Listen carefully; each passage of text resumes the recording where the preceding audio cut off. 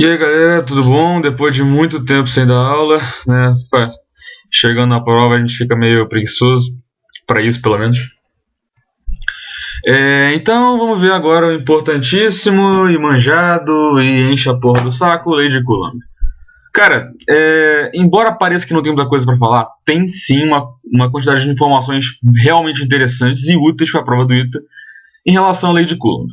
Primeiro de tudo, é interessante, não é obrigatório, mas é interessante que você já abandone o famoso F igual a K Qzinho por D quadrado. Já acho bom que você ignore. Não ignore, mas tente levar para um lado um pouco mais matemático, um lado um pouco mais rigoroso. Certo? Primeiro de tudo, a Lei de Coulomb, ela é uma lei ela é uma lei experimental. Você não consegue deduzir a Lei de Coulomb. Ela é experimental, certo? Então, é tipo, cuspiram, tum, F igual a K Qzinho por D quadrado. Módulo, certo? Agora, o que eu digo para você ignorar? Não é ignorar, é só você pensar de uma maneira mais rigorosa. Que maneira é essa? É você considerar a seguinte maneira. F vetorial, né, o vetor força eletrostática, é dado por menos uma constante vezes uma carga, sei lá, Qzão, vezes uma carga Qzinho, vezes R quadrado, multiplicado por R chapéu.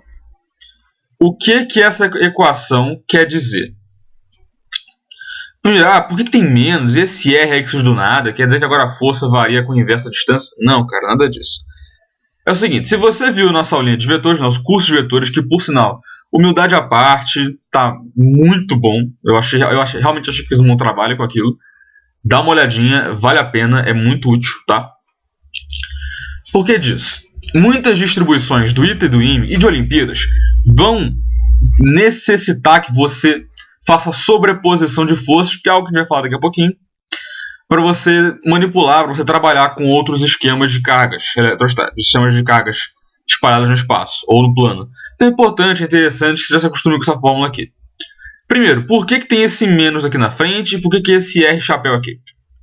Bom, primeiro de tudo, vamos supor que eu falo que eu tenho duas cargas e, sei lá, eu falo que tem uma força de 10 newtons entre elas. Tá, primeira coisa que você pergunta. Beleza, é uma força de atração e de repulsão, ou de repulsão. Em que direção ela está? Em qual sentido ela atua? É exatamente por isso que a gente utiliza essa equação. É o seguinte. Vamos pegar duas cargas aqui quaisquer. Aqui eu tenho a carga Qzão mais Qzão. E aqui eu tenho a carga Qzinho menos Qzinho. Beleza. O que eu vou dizer aqui? O vetor posição que une a carga maior à carga menor, eu chamá-lo-ei de vetor R. E beleza, no caso, a gente tem o quê? A gente tem uma força de atração, correto? Então, nesse caso, a força que atua em cada partícula vai ser direcionada da seguinte maneira. Beleza? Muito bem, no caso, como a força de atração, vem uma coisa que é interessante. O vetor F ele é paralelo ao vetor R, ou seja, eles estão na mesma direção e têm o mesmo sentido. O que isso quer dizer? Quer dizer o seguinte, veja porque a gente coloca esse sinal de menos aqui. Isso quer dizer o quê? Quando as cargas forem em opostos, a força de atração arbitra esse vetor R no sentido da atração. Então, quando as cargas forem opostas, aqui vai ficar negativo, vai cancelar com esse sinal de menos aqui. E a força vira positiva vetorialmente. Então, a primeira noção vetorial já está aqui, certo? No mais e no menos. Se fosse de repulsão, a força seria para cá, as cargas teriam o mesmo sinal e aqui continuaria negativo, porque o vetor R está arbitrado da carga mais Qzão para Qzinho. Está arbitrado pela atração, só que a força está de repulsão, então ela é negativa. Beleza? Mas tem mais. Sei lá, vamos supor que eu tivesse um sistema de um sistema de eixos cartesiano, sei lá, assim. Assim. Bem arbitrário. Você tem que, tá, coloquei esse eixo malucão aí. O que isso quer dizer? Vou até colocar mais um aqui. Aqui é x, y, z. Beleza. Qual que é a interpretação disso daí? Tá, qual que é a direção vetorial? Você tem que verificar a direção do vetor. Você não pode dizer, não, a força é 10 newtons. Não. Tem que colocar a direção e sentido. E é exatamente para isso que vale a noção vetorial. Agora vem a parte do Rzinho. O R chapéu é o vetor de módulo unitário que define a reta suporte entre as cargas.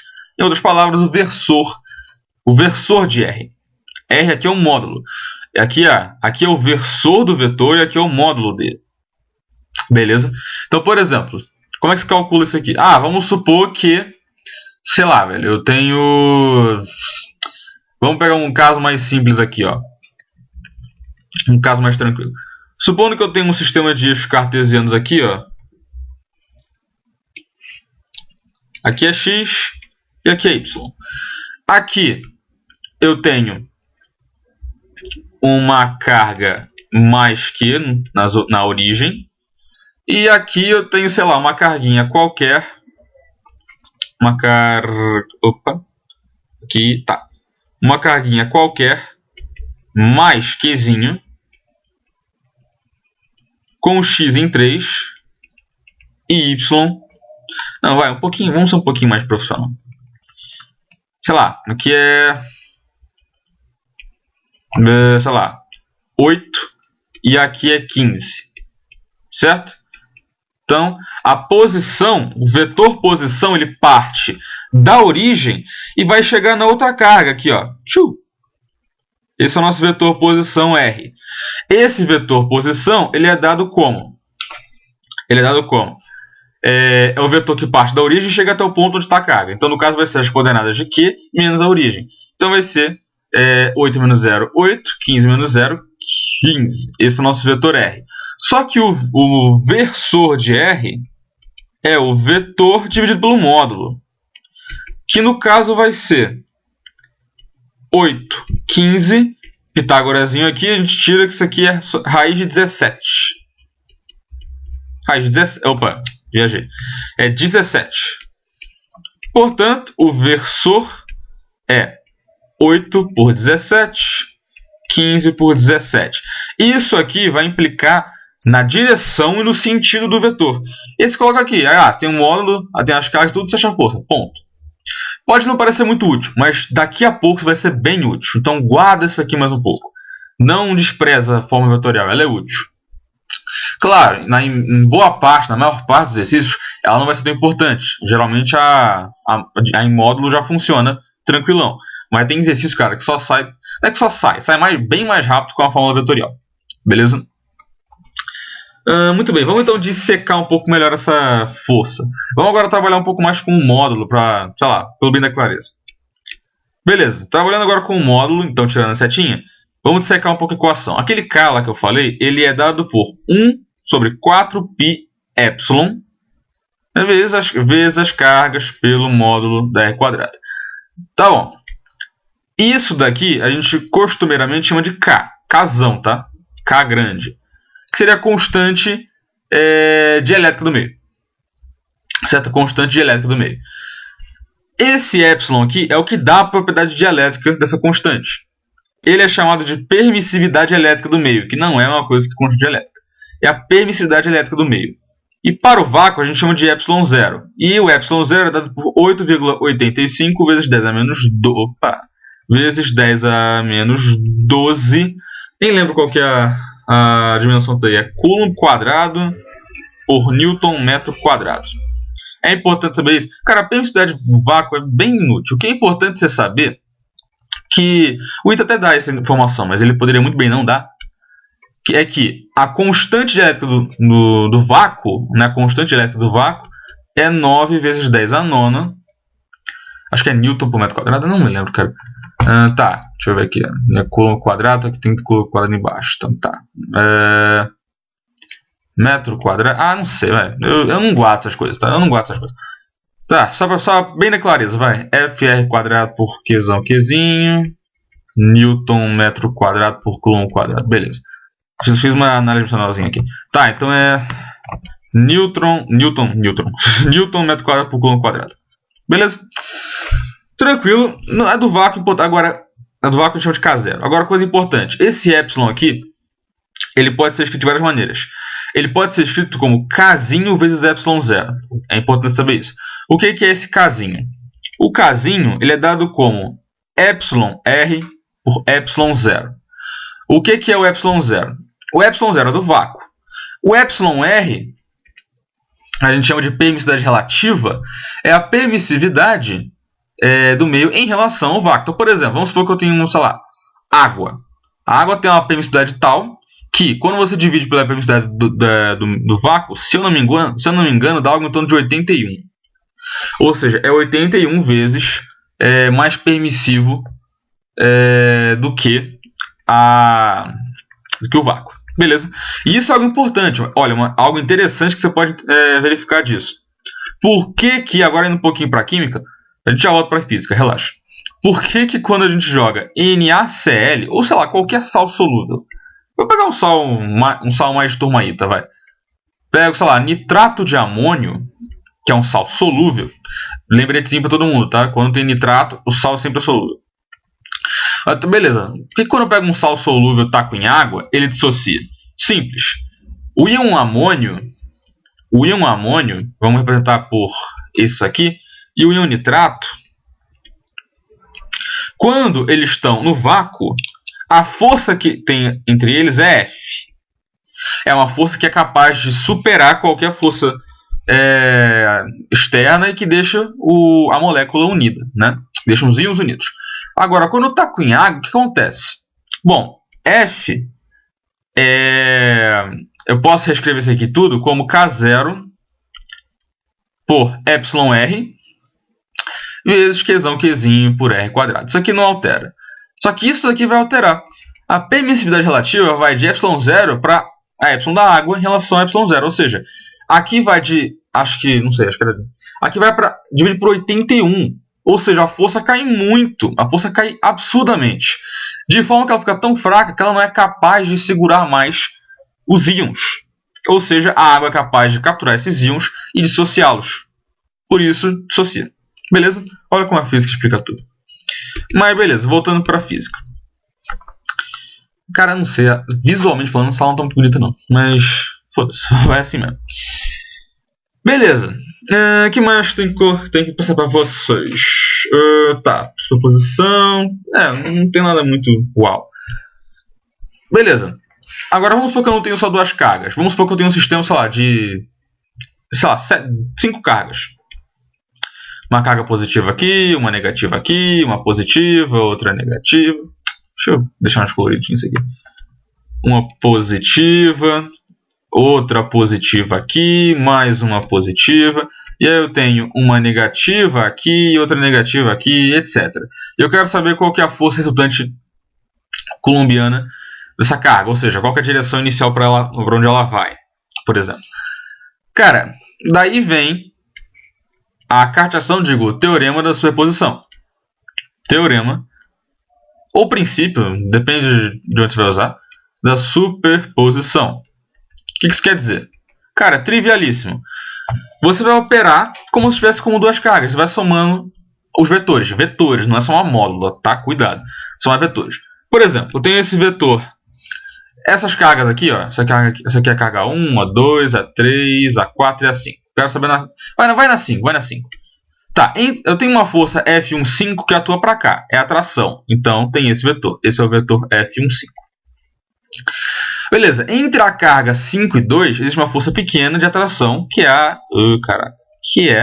a F25. Entre a 3 e a 5 tem a F35. E entre a 4 e a 5 tem outro que é, sei lá, bem grande, eu vou chamar de F45. Beleza, ou seja, você superpõe os vetores e calcula a resultante vetorial. Tranquilíssimo. E aí, beleza, aí é aquela coisa, né? Matemática, decompõe vetor, não sei o que. Vai decompondo, F cosseno teta, as verticais, sei lá, se cancelarem, né? Vamos colocar tetas iguais. As verticais cancelam, você vai ter então F45 para cá e os outros para cá. E aí no final você vai ter a resultante. Tranquilo, trivial, não tem muito nada muito espinhoso por aí. Tranquilo? Uma coisa que é interessante, pelo menos dar uma olhada, é que o ITA às vezes ele é meio malandrinho com um gráfico. O que eu quero dizer? Tipo, tem vezes que, sei lá, Tem vezes escrito que ia bancar o babaca. E sei lá, ele fala, tipo, assinale o gráfico que melhor representa a variação de uma grandeza tal em função de outra. Então, por exemplo, ele pede a força colombiana, no caso, em função do vetor posição, ou seja, da distância em relação à carga fixa, certo? Bom, o que acontece? Se você for colocar em relação ao Rzinho, de fato, a gente tem aquele gráfico que todo mundo conhece. A força é proporcional ao inverso do quadrado da distância, então a gente vai ter aquilo, né? Tipo, quando aqui está 1, aqui está 5, quando aqui está 2, a força cai para... aqui é F. Quando a força vai a 2, aqui cai a 1/4 do que era antes, F por 4. Quando vai a 3, quando R é 13, aqui cai a 1/9. E assim por diante, você tem aquele famoso e manjadinho, aquela famosa hipérbole não equilátera. Caceta, hipérbole não equilátera. Todo mundo manja disso aqui, tranquilo, nenhum problema aqui. O problema é que às vezes o Vitor quer ser malandro e, por exemplo, ele coloca, vamos supor, ele coloca aqui, você está analisando as alternativas, não, ficou bonitinho, vou deixar daqui. Você está, sei lá, analisando as alternativas, e de repente você repara um gráfico assim, da seguinte maneira, aqui está F, e tu vê uma reta, tu vê, sei lá, uma reta assim. E ele fala que, sei lá, apareceu no enunciado. Assinale força pela posição, pela distância. Cara, você vê a reta, você já pula e vai para a próxima. Opa, aqui parece, foi. Não, cara. Você tem que analisar as grandezas envolvidas e como elas estão envolvidas. No caso, esse gráfico é válido se você fazer a força variar segundo o inverso da distância. Pensa comigo. A força... Desculpa. Não. Agora vai. Pronto. Por exemplo, força é Qzinho por R quadrado. Vamos considerar isso aqui tudo como uma constante qualquer, que não nos importa para analisar o comportamento da função. Chama isso aqui de φ. A gente tem então φ vezes 1 por R quadrado. De fato, se você considera a variável do eixo x sendo x igual a R, a força de fato se comporta como uma hipérbole não equilátera. Beleza? O eixo y varia assim. Agora, se x é 1 por r quadrado, mano, aí não. Você tem o quê? Bom, f é igual a φ vezes 1 por r quadrado.